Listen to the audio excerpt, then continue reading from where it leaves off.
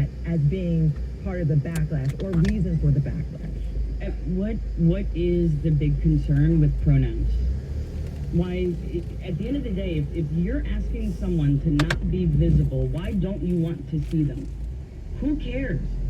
At the end of the day, visibility is, in fact, I have rainbow heels on, and that visibility is not for the people annoyed by me, it's for the people who need to see me. That's what visibility is about. That's why we fly a flag. I'm a Steelers fan. If I see an Eagles shirt as I walk by, I don't yell at them.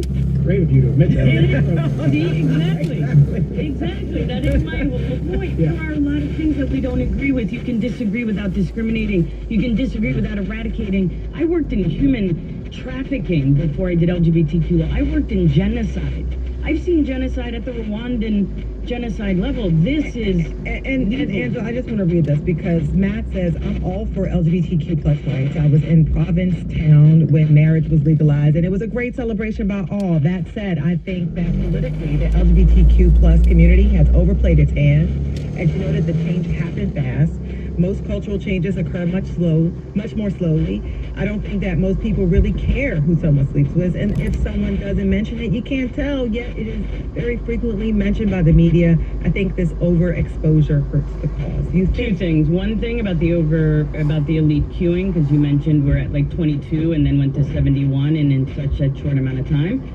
President Obama had a lot to do with that when he evolved. Yeah. When he evolved, 85% of black folks changed their view on marriage equality because they looked historically, when a president states their view on a civil rights issue, the people follow. And so, yes, there was a drastic shift during that time period. And now we're seeing a backlash. We're going back, and people are much more open with being able to and feel comfortable stating what they disagree with.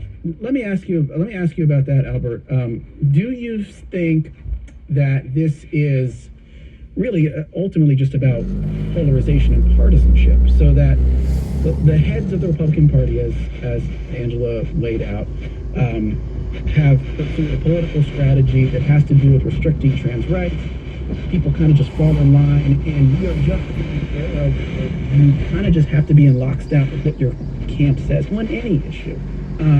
And then it's a little bit less about the specific policy goals of the LGBTQ plus movement. And again, just a, sort of Occam's razor explanation here. By, partisanship, polarization is a growing force in our country.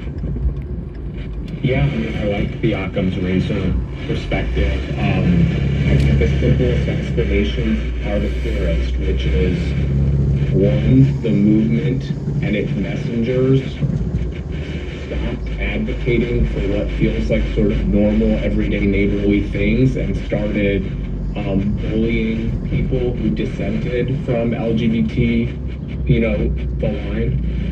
Biological genders are not real. This is, something that was invented. I think most you're out of the norm of what regular normal voters think, including a lot of Democrats. The medicalization of children.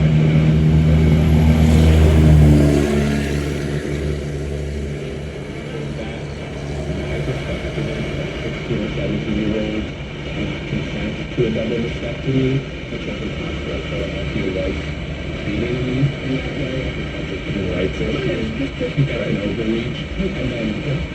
And I also think that, people shift and we're in a very politically divisive time. And the LGBT movement, I'm a Republican, I'm out gay in every room I go into, but it is associated with the left.